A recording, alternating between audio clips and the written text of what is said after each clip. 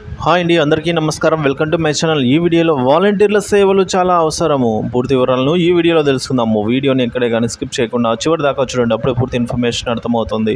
వీడియోకి ఒక లైక్ చేయండి ఫ్రెండ్స్. వీడియోలోకి అయితే వెళ్ళిపోదాము.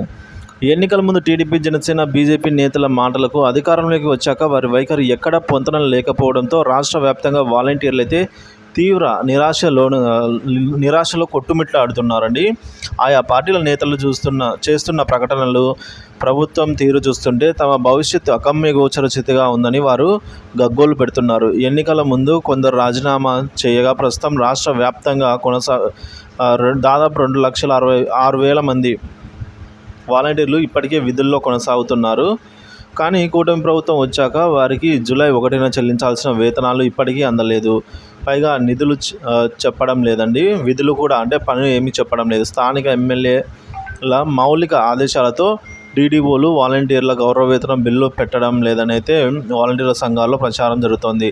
నిజానికి జూన్ 1న వీరు సకాలంలో వేతనాలు అందుకోగా జూన్ 4న ఎన్నికల ఫలితాలు తర్వాత వీరికి ఇక్కట్లు మొదలయ్యాయి.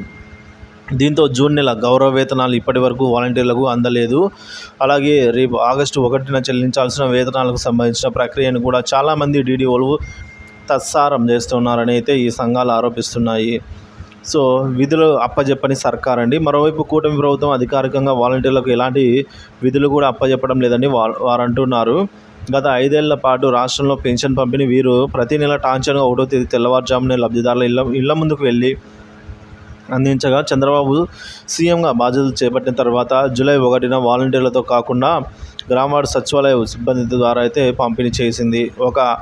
ఇక ఆగస్టు 1న చేపట్టిన పెన్షన్ల పంపిణీ కూడా ప్రభుత్వం వాలంటీర్లను దూరంగా ఉంచబోతుంది. ఇలా రాష్ట్ర ప్రభుత్వం తమతో దోబూచులాడుతుందని, అలాగే వాలంటీర్ల వ్యవస్థ అవసరమే లేనట్టుగా ఉందని వాలంటీర్ల సంఘాలు ఈ మేరకు ఆరోపిస్తున్నాయి. 5 ఏళ్ల పాటు అన్నింటా వారే.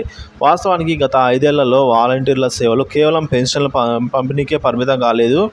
రాష్ట్ర వ్యాప్తంగా 2019 నుంచి 2024 మధ్య ప్రభుత్వం అమలు చేసిన 33 రకాల ప్రభుత్వ సంక్షేమ పథకాల కార్యక్రమంలో ఎలాంటి అవినీతికి పైరవీళ్లు తావు లేకుండా ఆయా పథకాల లబ్ధిదారులకు నేరుగా ఇంటి వద్దే వాలంటీర్లు అందించేవారు.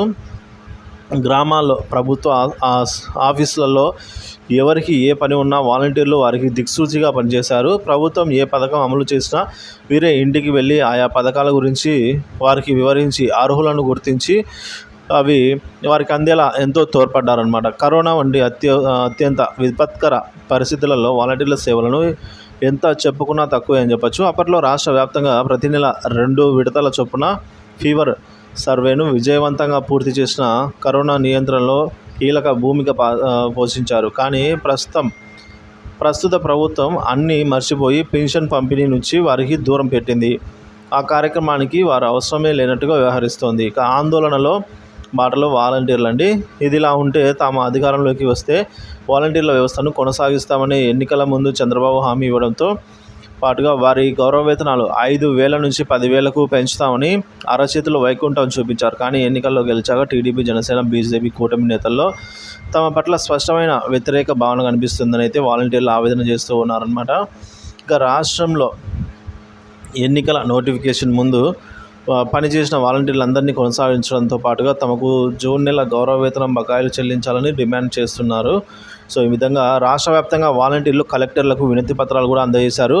1.5 రోజులుగా మంత్రులు, అధికారులు కూడా వినతి పత్రాలు అందజేసినట్లు వాలంటీర్ సంఘాల ప్రతినిధులు చెప్పారు. సో మొత్తానికి అయితే వాలంటీర్ల సేవలు రాష్ట్రానికి ఎంతో అవసరం ఉన్నప్పటికీ కూడా ప్రస్తుతానికి ప్రభుత్వం అయితే వారికి ఎటువంటి విధులను అప్పగించడం లేదు. సో వాలంటీర్లను కొనసాగిస్తాము ఖచ్చితంగా అని అయితే చెప్తుంది. కానీ ప్రభుత్వం ఇంకా విధులైతే అఫీషియల్గా అధికారికంగా వాళ్ళకి ఎటువంటి పనులు అప్పచెప్పకపోవడంలో వాళ్ళకి ఈ విధంగా అయితే అగమ్య గోచర స్థితిగా అయితే ఉన్నట్లుంది. త్వరగా ప్రభుత్వం క్లారిటీగా వారికి ఒక న్యాయం చేయాలని అయితే వాలంటీర్ వ్యవస్థకు సంబంధించిన సంఘ అధ్యక్షులు అంతా కూడా కోరుతూ ఉన్నారండి.